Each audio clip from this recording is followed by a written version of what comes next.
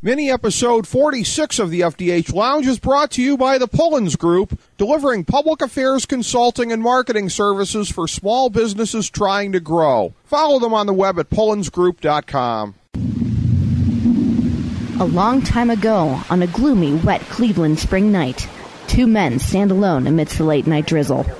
Their voices echo across the vacant station parking lot as they debate the merits of the great American radio show that have been missing for far too long. On that night, an idea was born. That idea became the FDH Lounge.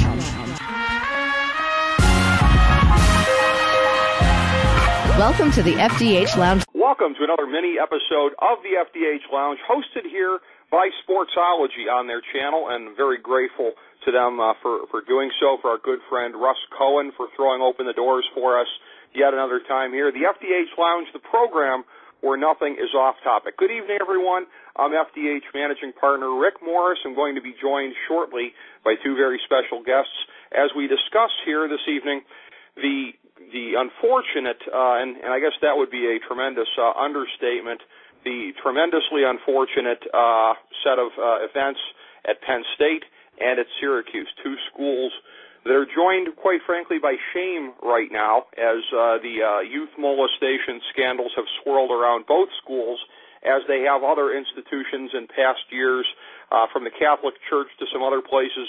This plague has now visited intercollegiate sports, and we're going to get some great perspectives here tonight from some gentlemen who are really plugged in on this. Football journalist Ken Palmer of Giant Insider is very close to the situation at Penn State as an alum.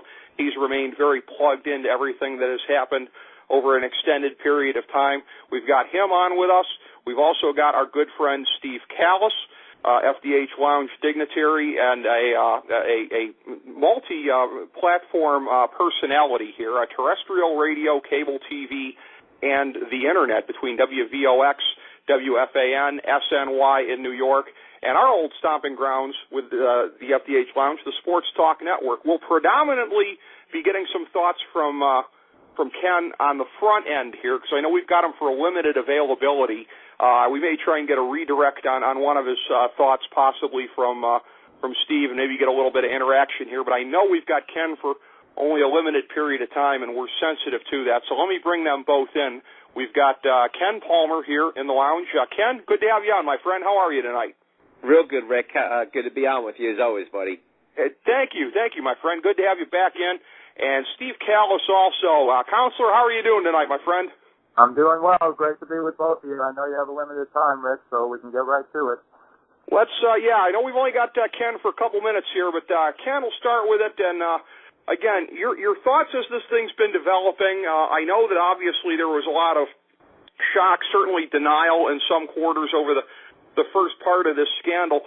It seems to me there's a parallel that comes to mind in my head, and I can't get past the fact that Joe Paterno was fired 22 years to the day after the Berlin Wall fell, almost to the hour. And if you look at the last couple of days, I'm not comparing anybody to East German dictators, but if you look at the series of events in both places, it's just shocking how quickly things manifested. And in one case, the Berlin Wall falls, in another case, a vaunted coaching institution falls. But how did you see everything coming together in those days and some of the events that have happened since then? What's been your thoughts and your perspectives on this? Well, that's quite a comparison, Rick. I didn't know that one, nor had I heard that one before. But, I mean, initially just shock. I'm actually still in shock over the whole Sandusky thing. I knew the guy pretty well when I was out there, and never in a million years would I have seen it coming.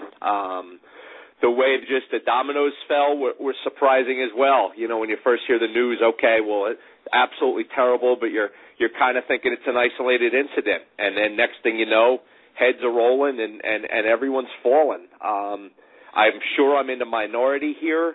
I know I'm not unbiased here, but I think the Paterno thing was handled terribly. And I'm not comparing the two situations because obviously the Penn State one is a lot more extreme than the Syracuse one, but Syracuse has wisely taken a wait-and-see approach, whereas Penn State took a we're going to bow to public pressure approach, And they just fired the guy immediately on the spot. And a lot of people have come out since and said, you know what, maybe they did act too soon. Maybe they should have let this thing play out. Maybe he didn't know as much as we all thought he knew. So to me, that's the sad part of it. The sickening, shocking part is Sandusky.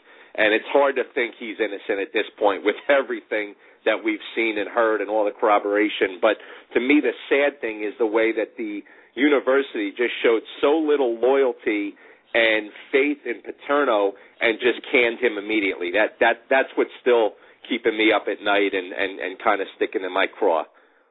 The one thing I would hope we could all agree on is some real distaste for the leak that came out yesterday when the leak came out from the Penn State Athletic Department to Sports by Brooks saying that Joe Paterno is in terrible health and this might be his last Christmas. That's incredibly distasteful for them to do, to violate his privacy in this way. And I would hope everybody could agree, regardless of your feelings on other things with the situation here, that nobody deserves to be dehumanized in that kind of a manner. As far as the situation went, I'd like to get your thoughts as somebody who had been through State College, very close to it still, the national perception of State College and everything in the days that came after that. You had the students that night with their little rally / whatever you want to call it, some might say riot, about Paterno being fired. You had that press conference where I thought a lot of the locals, quite frankly, were being horribly unprofessional with the Board of Trustees and some of the questions that they were asking, and really a Homeristic type nature, it seemed like. It just seemed like the gravity of the situation of child abuse was lost on a lot of people there. The community itself really seems to have taken a black eye over the period of time as this happened, and I'd like to get your thoughts on that, on how much of it you think is deserved.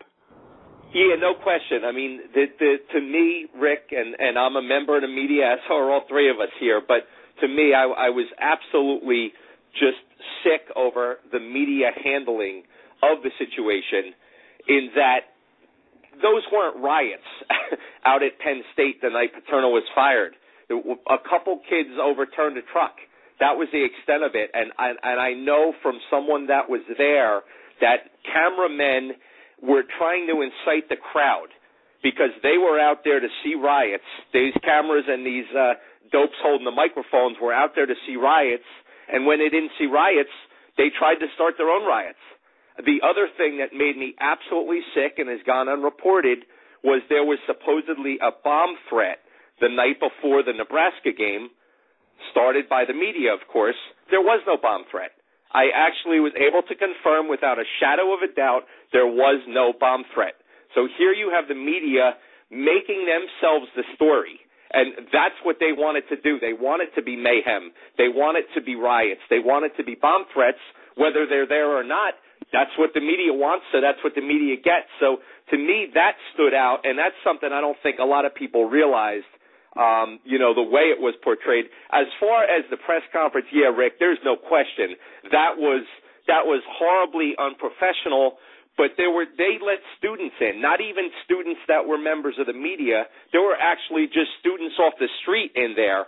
And why they were in there is beyond me. That was just an error. That was just a big-time error to allow that. But it's just the isolation of the Penn State community has long since, been kind of a source of pride in Happy Valley and kind of something that's rubbed everyone else the wrong way. And to me, here was a good chance to kind of blow it up. And it did. I mean, it was blown up by their own doing, but here was the media shot to kind of blow it up even more so. And that's what they did. And some of the acts, and I'm not going to name actual names, but I know who they are. And believe me, I'll have something to say to them next time I see them. Some of the acts of the individual members of the media during this whole thing were just absolutely disgusting, guys. Yeah, well, something tells me that some of them might have 4 letters on their network blazer, but that's just my guess anyways, educated or otherwise. Before I get a final thought from you in your remaining time, Ken, Steve, let me throw it to you just for a quick thought here on what Ken said. Any instances you've seen of where the media coverage of this has been especially egregious in your mind? Well, I did watch the press conference, but I think Ken makes some fascinating points about the media. You could probably do a whole show on that in and of itself, because it is true It's almost network news to some degree coming to life, and we're finding this more and more. But those instances that Ken just talked about, or some of which are news to me, quite frankly, is really an interesting aspect. But I'd rather get back to the whole Joe Paterno thing, because the thing that troubled me the most, and I'm totally with the program in terms of, I'm not a Penn State guy, but I'm totally with the program in terms of what he did for the university. But it always gets back to the Watergate question, fellas. What did you know? When did you know it? And everyone was trying to sift through what Joe Paterno knew and when he knew it. And right now, to me, the difference between Paterno and Boeheim is at a minimum, Joe Paterno knew something bad happened in 2002. And the interesting legal aspect there, fellas, is McQuarrie apparently went to the grand jury and said, I told Joe Paterno everything in graphic detail. And Joe Paterno went into the grand jury and apparently said, oh, he was talking about some maybe fondling or horsing around, or I'm not sure. And those are two divergent stories and very important. The other issue from a knowledge perspective for Joe Paterno, which I think is what led to his firing, rightly or wrongly, is back in 1998, there's that police report from the Penn State Police, which nobody believes Joe Paterno did not see. Apparently he said he didn't know anything until 2002. And of course everyone knows now about the supposedly closed practice in 2007, where Sandusky, after he was no longer an assistant, after he was barred from bringing children to Penn State, supposedly showed up at a closed practice at Penn State with a kid. Hard to believe Joe Paterno didn't see that. So there is at least a stream of things which would lead to some kind of knowledge for a very long period of time. The flip side, and I think what Ken is referring to, is he did do what he was supposed to do under the law. Technically correct. So is that enough? I think as a lawyer you could make a great case that that was enough and he should not have been fired. Very interesting. And Ken, I guess that's where I'd like to start by getting your final thoughts on this here tonight. In terms of where the program goes from here, the legacy of what happened, and hopefully it's not minimizing the situation or trivializing it for me to ask, a football-related question along these lines. But I think we're all fascinated culturally by where this goes from here, what the reckoning is, the next coach that comes in, how big of a house cleaning there is. And not to be morbid, but the question comes to mind, if Joe Paterno doesn't have long left on this earth, does that sort of airbrush things a little bit? If anybody is too upset about this, it's harder to be upset at somebody who's deceased. It's harder to hold a grudge. What do you think some of the ramifications are going forward? I know that nobody really knows, but as somebody who's so plugged into it, what are your thoughts?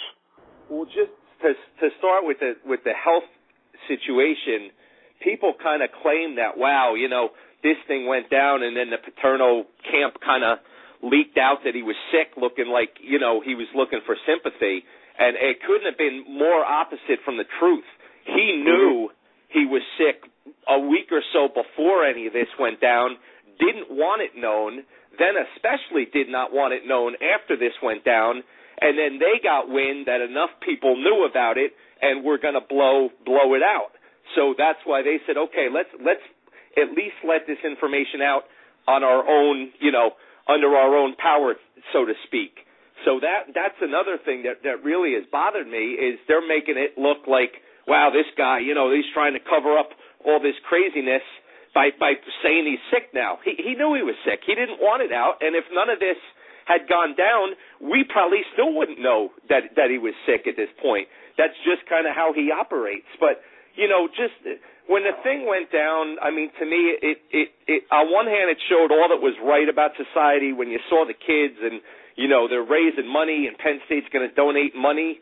But on the flip side, you had just people tripping over themselves to be more politically correct than the next person, and let's for the kids this and let's that, and you have all these idiots on TV for the kids. And to me, it just made people look so stupid. It just made our world of followers. Our world is just full of followers. There's not enough leaders, and you just saw it. And I'm talking about big time people on ESPN, big time people on NBC. These idiots, they were tripping over themselves to be more for the kids than the next guy. If Rick says for the kids twice, well, then Ken has to say it 3 times, and Steve has to say it 4 times. It became a competition over just a tragic situation. And that obviously has me bothered, as you could tell. But real quick, just going forward, it's going to be hard to get a coach. I mean, they'll get a coach, but they wanted Urban Meyer. Everyone knows they wanted Urban Meyer, and if this hadn't gone down, they very well might have gotten Urban Meyer, but he wants nothing to do with this, and I don't blame him, and who would? It would have been hard enough to follow Paterno as it is, but now you're following Paterno in this type of situation. I mean, it's going to hurt recruiting. It's going to hurt just the program going forward. So I keep hearing Mullen. I'm sure you guys have as well, Mississippi State. But, I mean, as a Penn State alum, am I excited about Mullen? No, of course not. I mean, I barely heard of the guy when the name first popped up. So the ramifications are just they're just starting. It's just going to get worse and worse. I mean, and not just for prospective athletes going to Penn State. As a kid, as a junior in high school, or, you know, if you were thinking Penn State, as much as this doesn't affect you, you think, well, maybe let me just go somewhere else. There's just such a bad connotation with the name right now. And to me, it's sad because Paterno did so much for so long to build up a correct reputation, and it came crumbling down, just like Crick said earlier, you know, with the Berlin Wall. It's same type of situation. So it's a tragedy. There's no question. And obviously the kids are the ones most affected, but I'm not going to go on and on and on for the kids like everybody else, because then I'd be a hypocritical moron like most people. Well, buzzwords are the enemy of great conversation. We know we can always get great conversation from you, Ken. I'll leave you with this. It's not a very happy thought. You know, it's a brave new world for your alma mater when you're getting big time by the head coach of the University of Virginia. That's not a good sign. No, I know, and it's funny. You heard. You know, just different guys. I mean, Al Golden was a guy that would have killed for the job 5 years ago, and now he's not interested. The Rutgers guy, Schiano, you know, I mean, it's going to be interesting.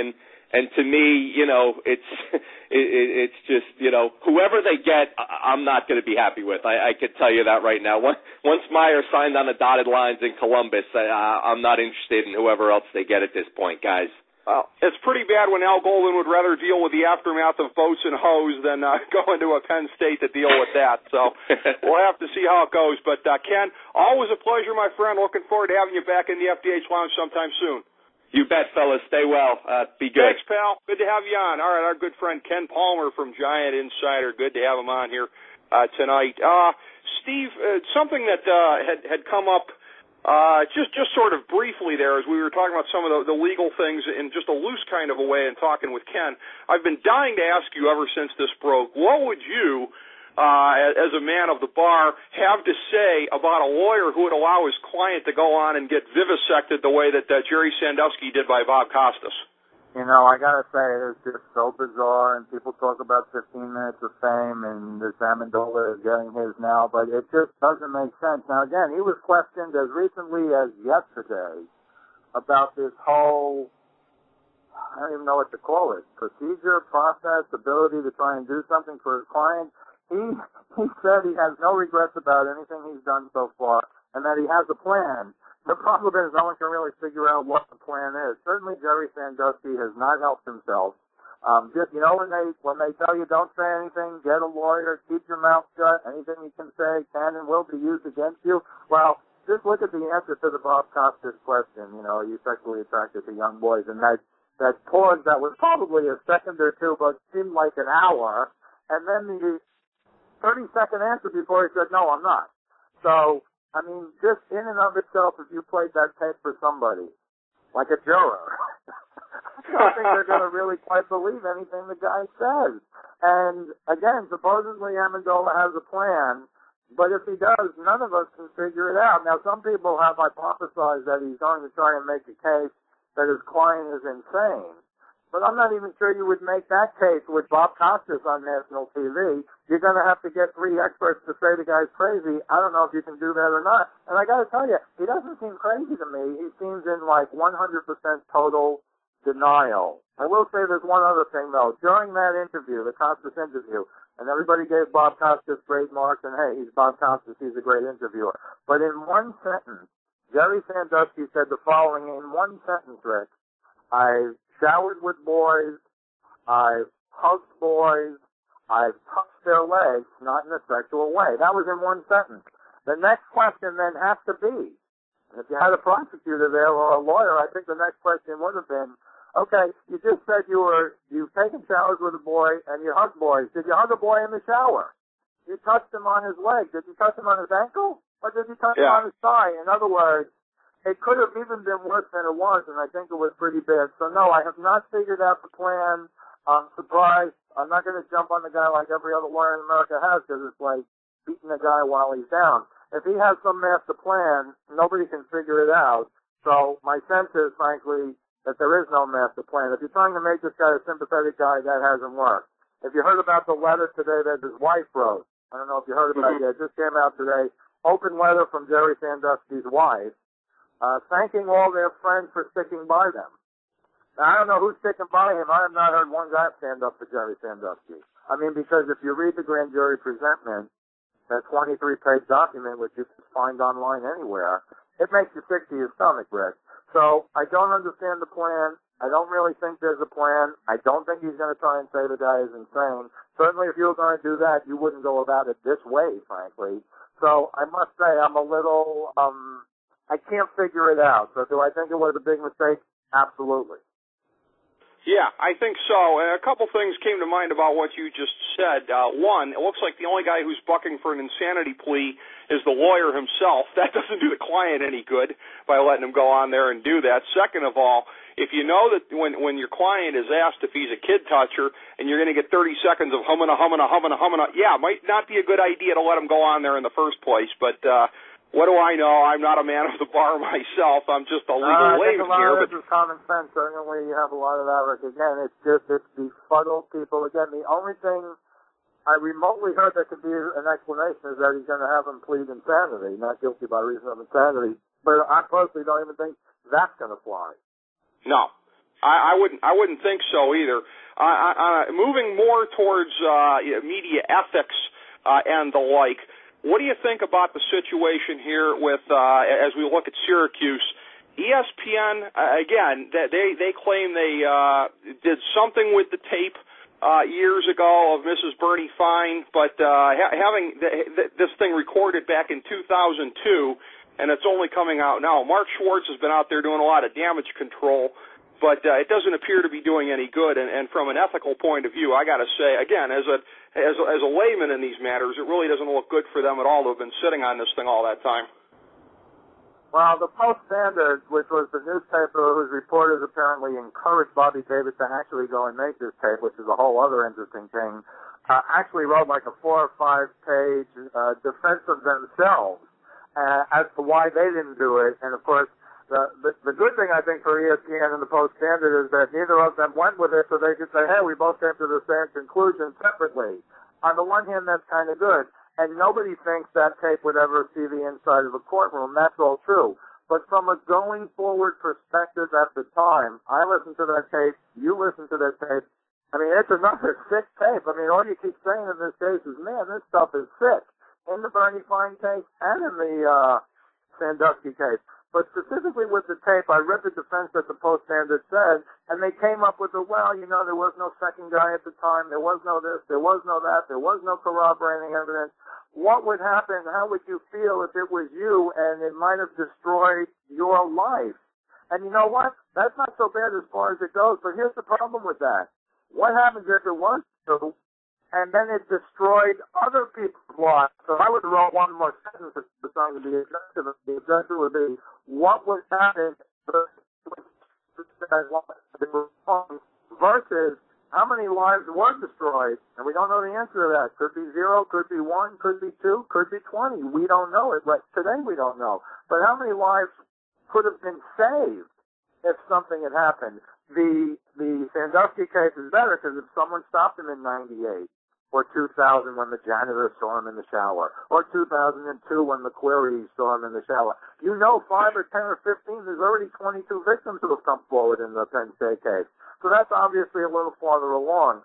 But I think that would have been enough for me not to bring indictment, but in terms of corroborating evidence, which is what they were talking about, it seems to me that was pretty much the corroboration. That at a minimum, Rick, Bernie Fine was doing some bad things to multiple kids. He was, no question about that. The thing that both cases seem to have in common is that it was a bad combination of, in some instances, people looking the other way or covering things up, but a lot more people doing just the legal minimum and covering themselves and saying, well, what do you want from me? I did this or I did that, and legally they're okay, morally maybe another thing. I'd like to bring it around because I think this is a perfect exemplification of that, and it's very similar as far as the other situation. Jim Boeheim. Now, I don't care what the flow charts say about he answers to the AD, who answers to the president. Jim Boeheim pretty much runs Syracuse. So this notion here, it struck me. I know it's not the legal definition of witness intimidation, but the way he came out right out of the gate, I was calling for his head. And subsequently he's apologized, and I guess I'm willing to soften my stance on that. But what do you think of a situation like that where he's out there, he's going far beyond defending Bernie Fine, but it's becoming a thing of, anybody that comes forward's a bunch of money-grubbing scumbags. Legally or not, as far as the definition goes, that sure smells like witness intimidation to me. Well, there's no question he went over the top initially, and the thing that I'll say in his defense, because as we talk right now, the same question for Jim Boeheim was the question for Joe Paterno, which was answerable to some degree. The question for Jim Boeheim is, what did he know and when did he know it? Now, he knew of the allegations back in 2005, but he can easily fall back on the fact that ESPN looked at it, the Syracuse Post-Standard looked at it, the Syracuse Police looked at it, Syracuse University looked at it, and all came to the same conclusion. As you know, the feds are now investigating the investigation to see if it was a sham investigation, but you're not going to get away from the fact, rightly or wrongly, that both ESPN and the Post-Standard didn't go forward with the story based on the tape, which, by the way, somehow the police in Syracuse and Syracuse University didn't get at the time. Bobby Davis made some kind of, I'll take it to the media, but I won't take it to the authorities decision, which in retrospect was a poor decision, frankly.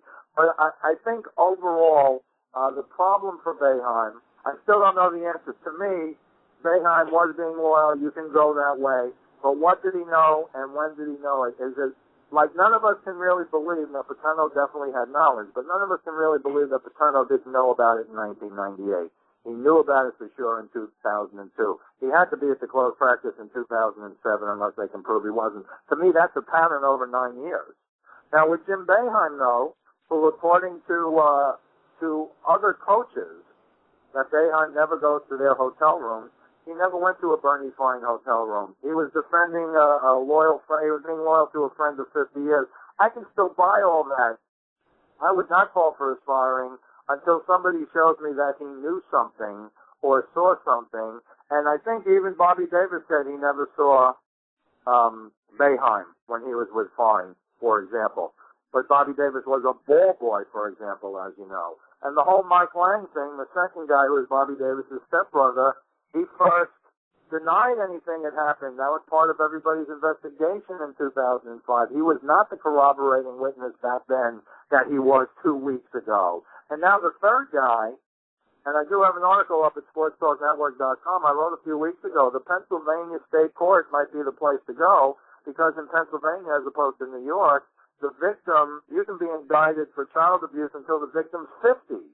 Now, this is Zach Tomaselli, he's only 23, but his story is kind of falling apart, as you've probably heard. Did he travel with the team? Did he not travel with the team? Now, given all of that, I still can't answer the question, what did Jim Boeheim know and when did he know it? Because I haven't heard any evidence, unlike with Paterno and Penn State, that puts him somewhere or has someone telling him something. And that's what's most important is to get that established. Well, on this show, we're always about establishing more light than heat. I think we did that here tonight.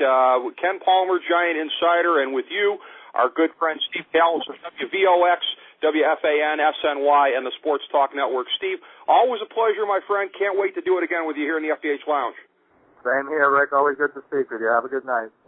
Thanks. Same to you, my friend. And we want to thank everybody for tuning in here. Another great episode with our guests here, the FDH Lounge. You can follow us at thefdhlounge.com.